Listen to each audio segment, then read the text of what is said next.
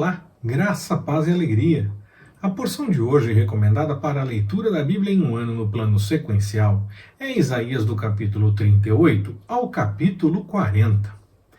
O profeta Isaías foi contemporâneo do profeta Miqueias. Você pode dar uma olhadinha no capítulo 1, versículo 1 de Isaías e no capítulo 1, versículo 1 de Miqueias, e você vai ver que o segundo só não cita Uzias. Eles podem ter buscado ao Senhor juntos, inclusive, e recebido até a revelação juntos.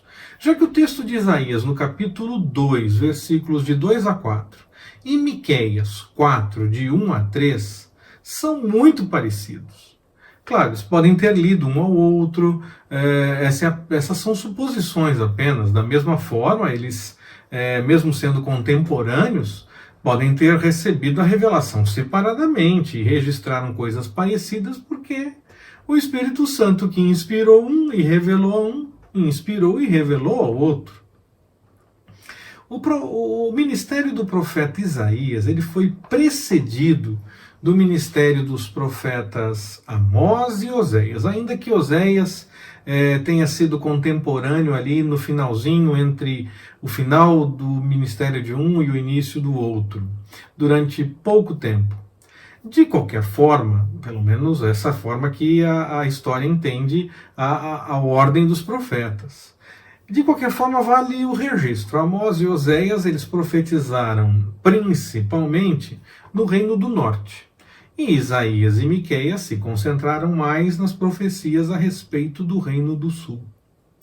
Sobre a porção de hoje, nos capítulos 38 e 39, nós retomamos aquela leitura que já fizemos de Reis e de Crônicas. Voltamos mais uma vez para parte daqueles textos.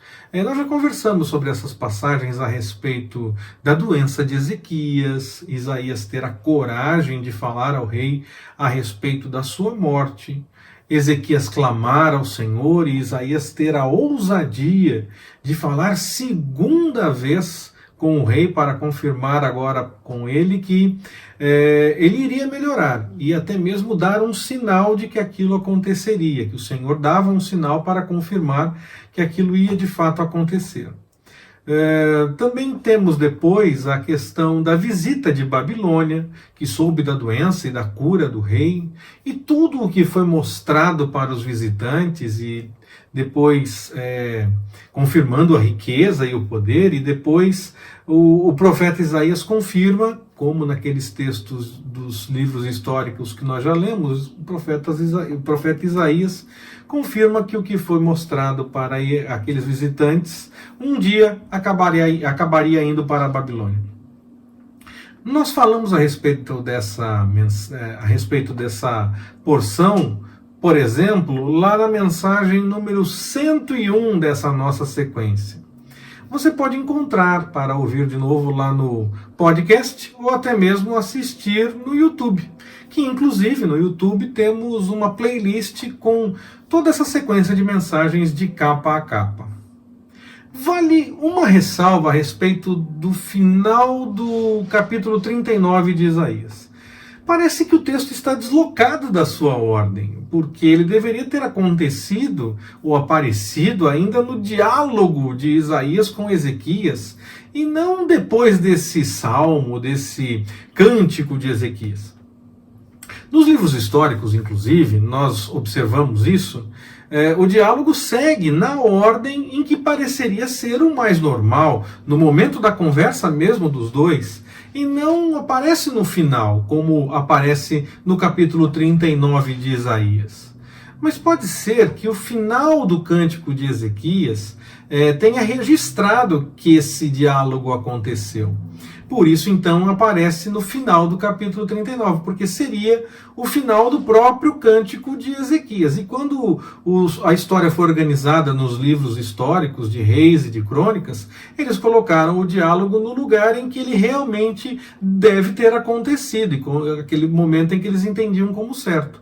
Mas é possível que o registro desse diálogo tenha acontecido no final, realmente, do Cântico de Ezequias. O diálogo aconteceu no momento em que eles, de fato, conversaram, quando Isaías falou do sinal, como os livros de Reis e Crônicas revelam. Mas pode ser que Ezequias tenha registrado isso no final do seu cântico.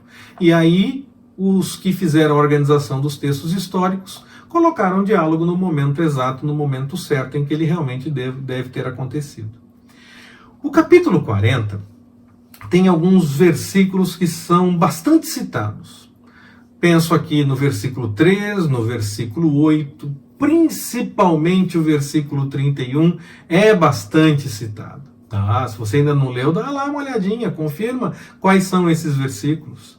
Pessoalmente, o versículo 22 chama bastante a minha atenção, pois esse é um outro texto, como nós vimos lá em Jó, que prova que o pessoal na Idade Média não lia a Bíblia que dizia seguir, já que é mais um texto que fala a respeito da redondeza da terra.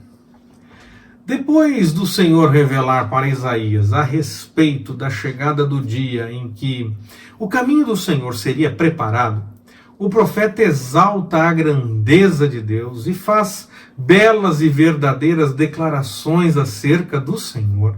São profundas e com grande riqueza de detalhes. Eu acredito que parte desse capítulo 40 de Isaías tenha servido também de inspiração para o apóstolo Paulo, lá naquele texto em que nós lemos no final do capítulo 11 da carta aos Romanos, que Paulo escreveu. E, permitindo o Senhor, nós chegaremos a esse texto logo. É muito bom saber que nós servimos a um Deus verdadeiro e grande, como registrado por Isaías nesse texto do capítulo 40, que restaura as forças dos seus servos. Nos momentos mais complicados, nós podemos contar com o Senhor da mesma forma que contamos para os momentos mais agradáveis. Como é bom poder confiar nele. Que o Senhor nos abençoe. Forte abraço, até mais, permitindo o Senhor.